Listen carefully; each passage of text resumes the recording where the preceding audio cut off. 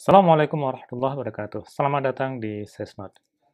Pada video ini, saya mencoba untuk melihat atau membuat catatan tentang gempa yang terjadi di bagian Tonga, Kermadec, dan dua wilayah ini relatif memberikan beberapa kejadian gempa yang lumayan tinggi dalam 2 bulan terakhir ini.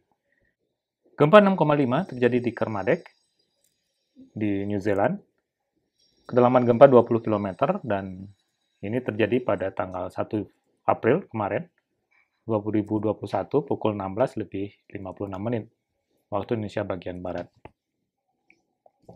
Gempa ini terpicu oleh adanya aktivitas sesar naik, seperti yang terlihat pada mekanisme fokus yang diambil dari webnya GFZ.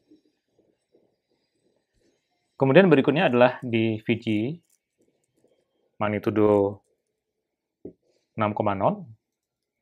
Kedalamannya relatif dalam sekali, yaitu 597,8 km. Ini terjadi pada pukul 22:11 waktu Indonesia bagian Barat. Dan kalau kita lihat dari mekanisme fokusnya, gempa ini terpicu oleh adanya aktivitas sesar normal. Kemudian berikutnya, pada tanggal 2 April 2021, sebuah gempa 5,4 terjadi di Kermadec, dan kelihatan ini bagian dari gempa yang terjadi pada tanggal 1 April kemarin, magnitudo 6,5. Jika kita lihat dalam satu pekan terakhir, ada beberapa gempa yang terjadi di kawasan ini, di Kermadec, kemudian di Gisborne. Kita lihat di sini di Kermadec, kemudian ini di Gisborne di New Zealand, dan beberapa bagian di daerah Tonga, dan dekat dengan Fiji tentunya.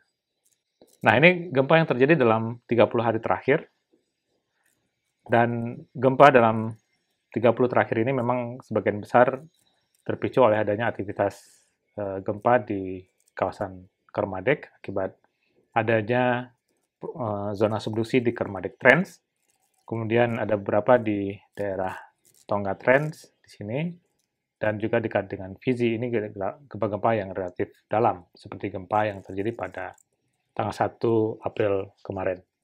Kemudian di bagian Vanuatu, kita masih menemukan ada beberapa event gempa dalam 1 bulan terakhir, dan ini di gempa yang terjadi di Gisborne, New Zealand.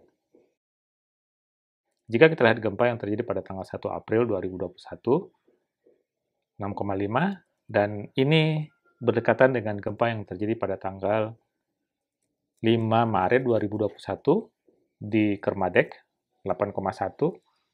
Sehingga dari sini kita bisa mengatakan bahwa gempa yang terjadi pada tanggal 1 April 2021 adalah merupakan bagian dari gempa susulan atau aftershock dari gempa 8,1 tanggal 5 Maret 2021. Jika kita lihat dinamika tektonik yang ada di Kermadec, jika kita lihat di sini memang ada sebuah trench yang dikenal dengan Kermadec Trench. Kemudian bagian sini udah masuk ke bagian Tonga Trench, dan di bagian ini yang menjadi pemicu gempa 8,1, dan ini posisi rangkaian kejadian gempa 8,1 kemudian disusul oleh beberapa gempa susulan.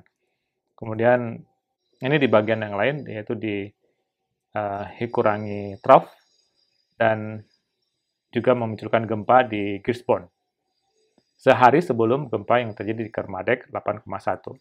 Dan gempa, diantaranya ada beberapa event gempa, ini masih di bagian dari Kermadec Trench, dan kelihatannya ini segmen yang berbeda. Ini satu segmen, kelihatannya, ini segmen yang lain, dan ini segmen yang di bawahnya lagi.